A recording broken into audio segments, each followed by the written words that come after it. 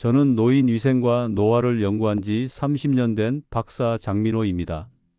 오늘 여러분께 꼭 말씀드리고 싶은 이야기가 있어서 이렇게 찾아뵙게 됐습니다. 많은 분들이 샤워만 잘하면 몸이 깨끗하고 건강을 지킬 수 있다고 믿고 계십니다. 아침마다 꼼꼼히 몸을 씻고 비누로 구석구석 닦으면 충분하다고 생각하시죠? 하지만 이건 완전히 틀린 상식입니다.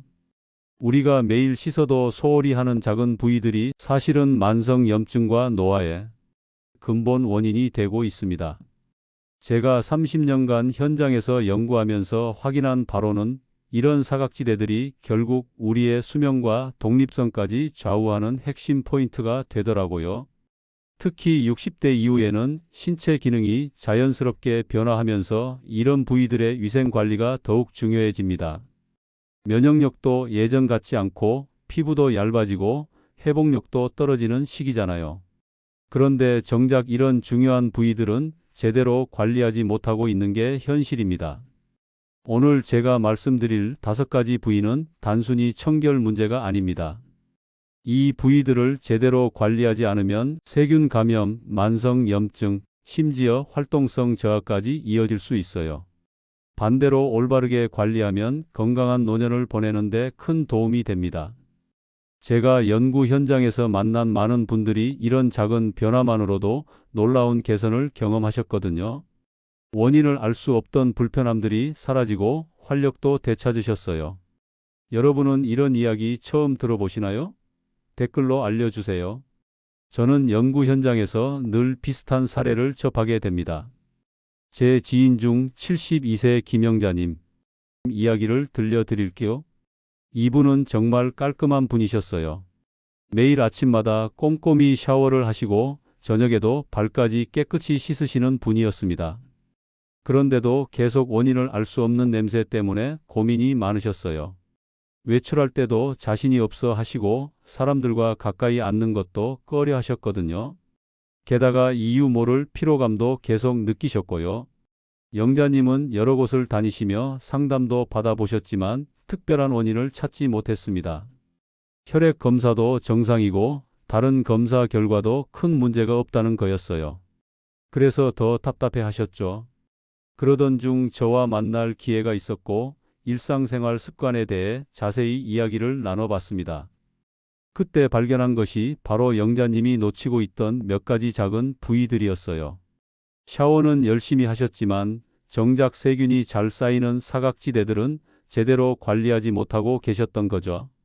영자님께 올바른 위생관리법을 알려드리고 일상에서 놓치던 작은 습관들을 바로잡아 드렸습니다. 놀랍게도 2주 정도 지나자 냄새 문제가 크게 줄어들었어요. 한 달 후에는 피로감도 많이 개선되셨고요. 지금 영자님은 예전보다 훨씬 활기차게 지내고 계십니다. 외출도 자신 있게 하시고 사람들과의 만남도 즐기고 계세요. 이런 변화가 단순히 위생관리 때문만은 아니겠지만 분명히 큰 도움이 됐다고 말씀하시더라고요. 오늘 이 영상에서 말씀드릴 내용은 여러분의 노년기 건강관리 방식을 완전히 바꿀 수 있는 중요한 지혜입니다. 이 이야기를 끝까지 듣고 실천하셔야만 진정한 변화를 경험할 수 있어요. 이런 중요한 정보가 더 많은 분들에게 전해지길 바라며 구독과 좋아요 부탁드립니다. 이 채널은 여러분의 건강한 노년을 응원하거든요. 끝까지 보시면 왜 지금 당장 여러분의 작은 습관을 바꿔야 하는지 분명하게 깨닫게 되실 겁니다. 마지막에 나올 단 하나의 습관이 모든 것을 바꿀 수 있습니다. 뒤에 나올 실천법을 모르시면 지금까지의 노력이 의미 없어질 수 있어요. 영자님처럼 여러분의 작은 습관 교정만으로도 충분히 놀라운 변화를 경험할 수 있습니다. 그래서 이제는 우리 일상에서 수면과 직결되는 5가지 부위를 하나씩 짚어보겠습니다. 자, 이제 본격적으로 우리가 놓치고 있는 중요한 부위들을 살펴보겠습니다. 첫 번째로 말씀드릴 곳은 바로 배꼽입니다. 배꼽은 피부 구조상 세균이 정말 잘 쌓이는 은밀한 공간이에요. 움푹 들어간 구조 때문에 죽은 피부 세포, 비누 찌꺼기, 섬유 조각들이 계속 쌓이게 됩니다. 미국 노스캐롤라이나 대학교에서 진행한 연구를 보면 배꼽에서 평균 60종 이상의 세균이 발견됐다고 해요. 이 중에는 병을 일으킬 수 있는 균들도 포함되어 있었고요. 제가 만난 69세 박은숙 님도 비슷한 경험을 하셨어요. 이분은 항상 원인을 알 수 없는 피로감에 시달리셨는데 여러 검사를 해봐도 특별한 이상이 없다는 거였거든요. 그런데 배꼽 위생을 개선한 뒤 몇 주 지나자 컨디션이 많이 나아지셨다고 하더라고요. 배꼽을 제대로 관리하려면 면봉에 미지근한 물을 살짝 적셔서 부드럽게 닦아주시면 됩니다. 강한 세정제는 피하시고요. 닦은 후에는 반드시 마른 면봉으로 물기를 완전히 제거해야 해요. 너무 세게 문지르면 피부가 상할 수 있으니 조심하시고요. 혹시 배꼽을 마지막으로 제대로 청소하신 게 언제인지 기억나시나요? 대부분 생각보다 오래됐을 거예요. 두 번째로 말씀드릴 부위는 귀 뒤입니다. 귀 뒤는 정말 대표적인 위생 사각지대예요. 피지선이 많아서 기름기가 잘 나오고 머리를 감을 때도 제대로 씻기지 않는 경우가 많거든요. 여기에 먼지나 각질까지 쌓이면서 세균의 온상이 되기 쉬워요.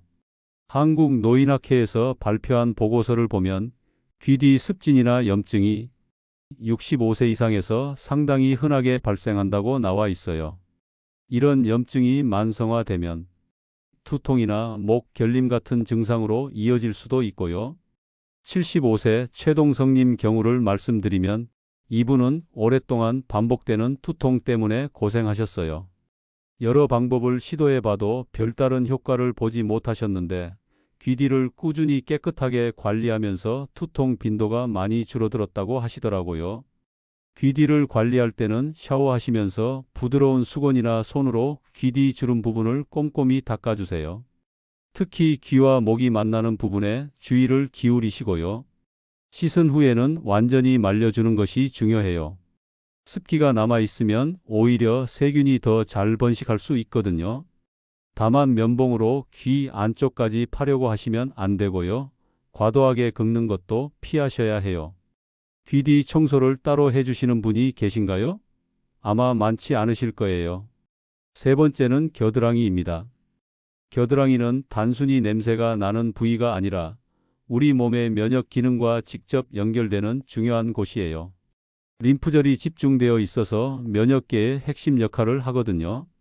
대한피부과학회에서 발표한 자료를 보면 겨드랑이 염증이나 세균 감염이 만성 피로나 면역력 저하와 관련이 있다는 연구 결과가 나와 있어요.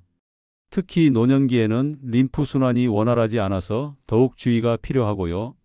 70세 이정혜님은 감기에 자주 걸리셔서 고생하셨는데 겨드랑이 위생 관리와 함께 가벼운 마사지 습관을 들이신 후 감기 빈도가 확실히 줄어들었다고 말씀하시더라고요. 면역력과 직접 연관이 있는 부위이다 보니 이런 변화가 나타난 것 같아요. 겨드랑이를 관리할 때는 순한 비누로 부드럽게 씻어주시면 되는데요. 씻으면서 위쪽 림프절 방향으로 가볍게 마사지해 주시면 더 좋아요. 다만 씻은 후 물기를 완전히 제거하지 않으면 오히려 세균 번식 위험이 커질 수 있으니 꼭 건조시켜 주세요. 혹시 겨드랑이를 씻을 때 마사지까지 해보신 적 있으신가요?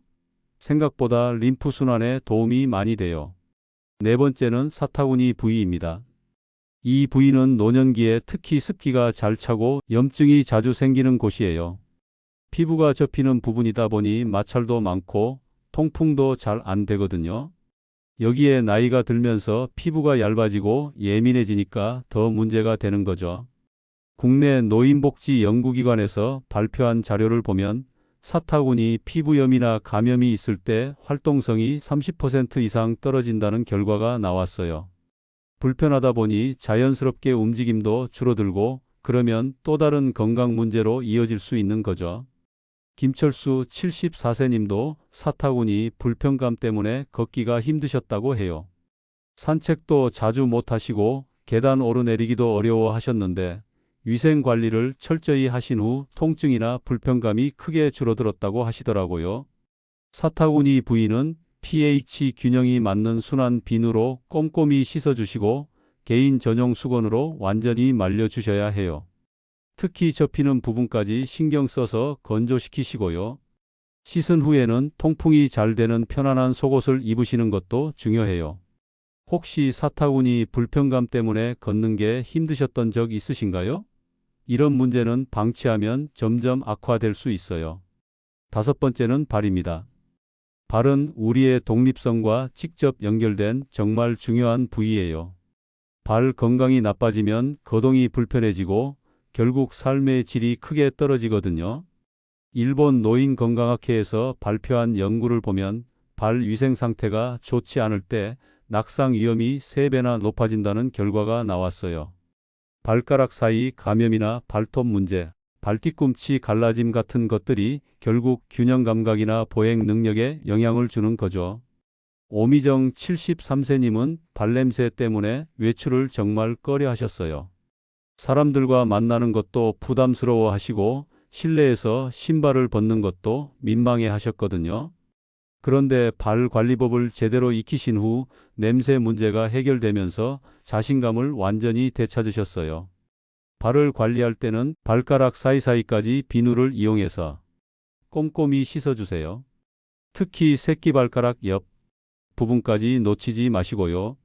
씻은 후에는 발가락 사이 물기까지 완전히 제거해야 해요. 그리고 발뒤꿈치나 발바닥 거친 부분에는 보습제를 발라주시면 좋고요. 발톱을 깎을 때는 너무 짧게 자르지 마시고 일자로 잘라서 내성 발톱을 예방하시는 것도 중요해요. 발 관리를 마지막으로 제대로 해보신 게 언제인가요? 생각보다 오래된 분들이 많으실 거예요. 이렇게 5가지 부위를 자세히 살펴봤는데요. 어떠세요? 평소에 신경 쓰지 못했던 부분들이 많으셨죠? 이런 작은 부위들이 실제로는 우리 건강과 활력에 큰 영향을 주고 있다는 것을 아셨으면 좋겠어요. 단순히 씻는 방법만이 아니라 일상에서 어떻게 꾸준히 실천할 수 있는지가 더 중요합니다. 이어서 생활 속에서 쉽게 할 수 있는 실천법들을 정리해 드리겠습니다. 자, 이제 앞서 말씀드린 5가지 부위를 일상생활에서 어떻게 꾸준히 관리할 수 있는지 구체적인 방법들을 알려드리겠습니다. 가장 먼저 말씀드리고 싶은 것은 매일 30초 루틴입니다. 각 부위별로 30초씩만 투자해도 정말 큰 변화를 경험하실 수 있어요. 배꼽, 귀뒤, 겨드랑이, 사타구니, 발 순서대로 하루에 총 2분 30초 정도만 추가로 투자하시면 되는 거죠. 이때 중요한 것은 너무 강하게 문지르지 말고 부드럽게 관리하는 거예요. 나이가 들면서 피부도 예민해지고 회복력도 떨어지거든요. 세게 문지르면 오히려 상처가 날 수 있으니 항상 부드럽게 터치하시는 것이 좋아요. 여러분은 어떤 시간대에 이런 루틴을 넣으면 가장 실천하기 쉬우실까요? 저는 개인적으로 저녁 샤워 시간을 추천드려요. 하루 종일 쌓인 것들을 깨끗하게 정리하고 잠자리에 드는 것이 좋거든요. 두 번째로 강조하고 싶은 것은 건조의 중요성입니다. 아무리 깨끗하게 씻어도 습기가 남아 있으면 세균이나 곰팡이가 번식하기 좋은 환경이 돼버려요. 특히 우리가 말씀드린 5부위는 모두 습기가 차기 쉬운 곳들이거든요.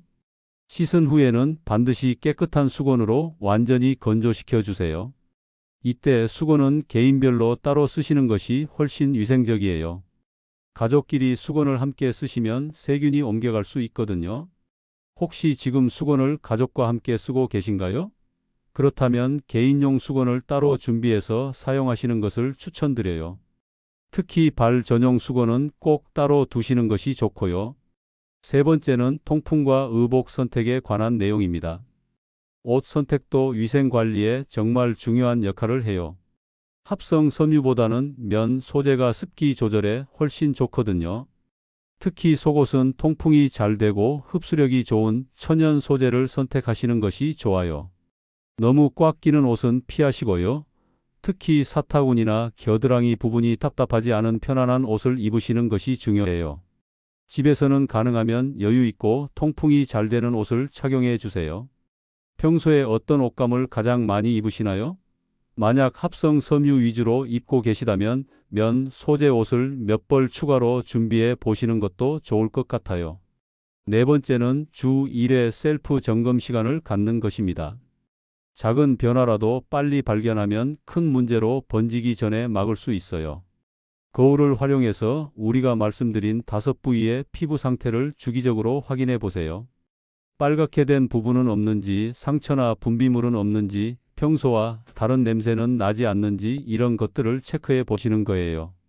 만약 이상한 점을 발견하시면 바로 관리하시거나 필요하면 전문가에게 상담받으시는 것이 좋고요. 혹시 몸을 직접 점검하는 시간을 주 1회라도 가지고 계신가요? 대부분 그렇지 않으실 텐데 이것만 해도 건강관리에 큰 도움이 될 거예요. 5번째는 가족과 함께 실천하는 방법입니다. 위생관리는 개인만의 문제가 아니라 가족 전체의 건강과도 연결되어 있어요. 특히 같은 공간에서 생활하다 보면 서로 영향을 주고받을 수밖에 없거든요. 민감한 부위는 당연히 개인이 관리해야 하지만 위생관리 습관 자체는 가족과 함께 공유하시면 서로 동기부여가 되고 꾸준히 실천하는 데 도움이 됩니다. 가족과 함께 생활 위생 체크리스트를 만들어 보시는 것도 좋은 방법이에요. 가족 중에서 누가 먼저 함께 시작하면 좋을까요? 보통 배우자나 함께 사시는 자녀분이 관심을 가져주시면 실천하기가 훨씬 쉬워져요. 6번째는 계절별 관리법입니다. 여름에는 습도가 높고 땀이 많이 나기 때문에 더 자주 관리해 주셔야 하고 겨울에는 건조함 때문에 보습에 더 신경 써야 해요. 특히 난방기를 많이 사용하는 겨울철에는 피부가 더 건조해지니까 발뒤꿈치나 배꼽 주변에 보습제를 발라주시는 것이 좋아요. 봄, 가을에는 환절기라서 면역력이 떨어지기 쉬운 시기거든요. 이때는 겨드랑이, 림프절 마사지를 더 자주 해주시면 도움이 될 거예요. 7번째는 도구 관리법입니다. 면봉, 수건, 비누 같은 위생용품들도 제대로 관리해야 해요. 면봉은 한 번 쓰고 버리시고 수건은 자주 세탁해서 항상 깨끗한 상태를 유지하세요. 비누도 사용 후에는 물기를 제거하고 건조한 곳에 보관하시는 것이 좋고요. 특히 발 관리용 도구들은 따로 준비해서 사용하시는 것을 추천드려요. 발톱깎이, 발 전용 수건, 발 브러쉬 같은 것들 말이에요. 8번째는 스트레스 관리와의 연관성입니다. 스트레스를 많이 받으면 면역력이 떨어지고 그러면 세균 감염 위험도 높아져요. 위생 관리와 함께 적절한 스트레스 관리도 병행하시면 더 좋은 효과를 보실 수 있어요. 간단한 스트레칭이나 명상, 산책 같은 것들도 도움이 되고요. 가장 중요한 것은 충분한 수면을 취하시는 거예요. 이렇게 다양한 실천법들을 말씀드렸는데 모든 것을 한 번에 다 하려고 하지 마세요. 하나씩 차근차근 습관으로 만들어 나가시면 돼요. 가장 쉬운 것부터 시작해서 점점 확장해 나가시는 것이 좋답니다. 이제 오늘 내용을 정리하면서 마무리해 보겠습니다. 오늘은 정말 중요한 이야기를 나눴습니다. 샤워만 잘하면 건강에 문제 없다는 기존 상식을 깨고 우리가 일상에서 소홀히 하기 쉬운 5가지 핵심 부위에 대해 알아봤어요. 배꼽, 귀뒤, 겨드랑이, 사타구니, 발. 이 5곳은 단순한 청결 문제뿐 아니라 우리의 건강과 활력, 그리고 독립적인 생활 능력과 직접 연결되는 중요한 부위들이었습니다. 제가 30년간 연구 현장에서 확인한 바로는 이런 부위들을 잘못 관리하면 만성염증, 지속적인 냄새, 면역력 저하, 활동성 감소, 심지어 낙상 위험까지 높아질 수 있어요. 특히 노년기에는 이런 작은 문제들이 큰 건강 문제로 이어질 가능성이 더 높아지거든요. 반대로 오늘 말씀드린 방법들을 올바르게 실천하시면 활력을 되찾고 자신감도 생기고 건강한 일상을 유지하는 데 큰 도움이 됩니다. 제가 만난 많은 분들이 작은 변화만으로도 놀라운 개선을 경험하셨어요. 김영자님처럼 원인 모를 불편함이 사라지고, 박은숙님처럼 피로감이 줄어들고, 최동성님처럼 두통이 개선되고, 김철수님처럼 활동성이 높아지고, 오미정님처럼 자신감을 되찾는 일들이 실제로 일어나고 있거든요. 가장 중요한 것은 꾸준한 실천입니다. 하루아침에 모든 것이 바뀌지는 않지만 매일 조금씩 신경 써서 관리하시면 분명히 변화를 느끼실 수 있을 거예요. 제가 오늘 당장 여러분께 제안드리고 싶은 단 하나의 실천은 바로 발 관리입니다. 오늘 저녁 샤워하실 때 발가락 사이사이까지 꼼꼼히 씻고 완전히 말리는 습관을 시작해 보세요. 이것만 제대로 해도 발 냄새, 무좀, 그리고 낙상 위험을 크게 줄일 수 있어요. 발은 우리의 독립성과 직결되는 정말 중요한 부위거든요. 발 건강이 좋아지면 자연스럽게 활동량도 늘어나고 그러면 전체적인 건강도 함께 좋아지는 선순환이 시작됩니다. 특히 발가락 사이를 깨끗하게 관리하는 것은 세균이나 곰팡이 감염을 예방하는 가장 기본적이면서도 효과적인 방법이에요. 많은 분들이 발등이나 발바닥은 씻지만 발가락 사이는 제대로 관리하지 않으시거든요. 오늘부터라도 이 한 가지만 꾸준히 실천해 보세요. 2주 정도 지나면 분명히 변화를 느끼실 수 있을 거예요. 냄새도 줄어들고 발가락 사이 가려움증도 사라지고 전체적으로 발이 훨씬 상쾌해질 거거든요. 그리고 이런 작은 성공 경험이 생기면 다른 부위 관리에도 자신감이 생겨서 점점 더 건강한 습관들을 만들어 나가실 수 있어요. 앞으로도 여러분의 건강한 노년을 위한 실용적인 정보들을 계속 전해드리겠습니다.